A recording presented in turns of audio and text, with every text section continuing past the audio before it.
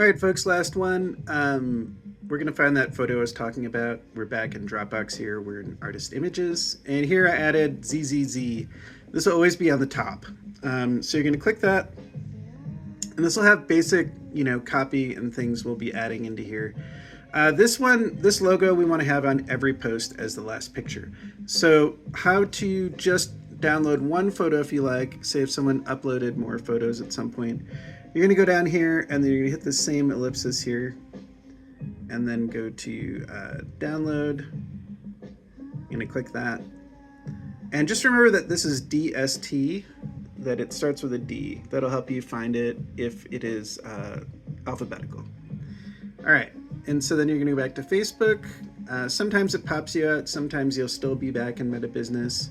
But you always wanna make sure your avatar that you're logged in is DST on this page. On the other page, it'll show you as your own profile, just so we know in the background who's doing what. So you're gonna hit DST here so that you're managing page. And then you want to go down to Meta Business Suite once again. And now you'll need to go to content. Through there, you'll find everything that we've published, things that are scheduled, and then most importantly, drafts. So you're going to click that. This will have our post here. You're going to want to click Edit Post. Sometimes it takes a little bit. All right, so now you'll see here, photos will be auto-cropped. And so these aren't exactly square, and this is for Instagram, by the way. It's only 3 pixels. This one right here is the most. It looks like 26 pixels. That's still very small. I think you probably could auto-crop these and it wouldn't be an issue. But most importantly, we need to add a photo here. And so remember, it was DST. So I can click that one and then open it. And now, since I did this one last, it's going to be the last photo. But just so you know, you can move these around. One thing you want to pay attention to is the first photo. I usually like to have some kind of narrative or story or the most dynamic compositionally or the most striking piece of work that the person has. Generally, that'll kind of lead people into looking at more.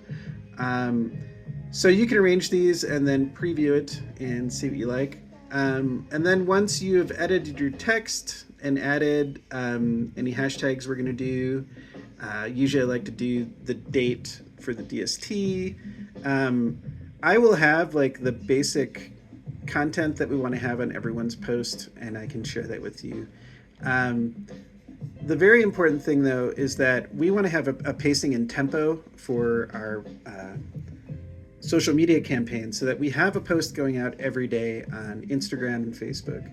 And if you miss a post, that's fine, but we try to get it every day if we can. And that's where scheduling comes in. If you can schedule ahead of time, that is great.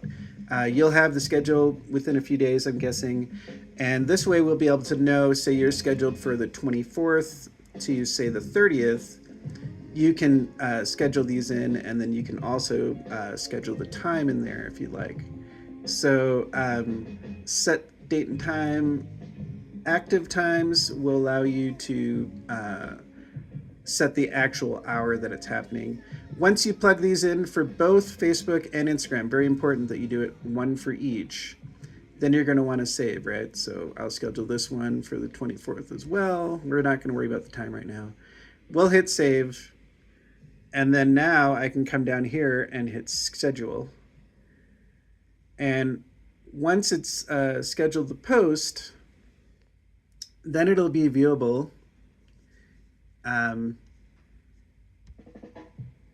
not sure why. I'm not sure why it didn't let me schedule the post there. There must be something going on. Oh, it's because of the images that need to be cropped, I think.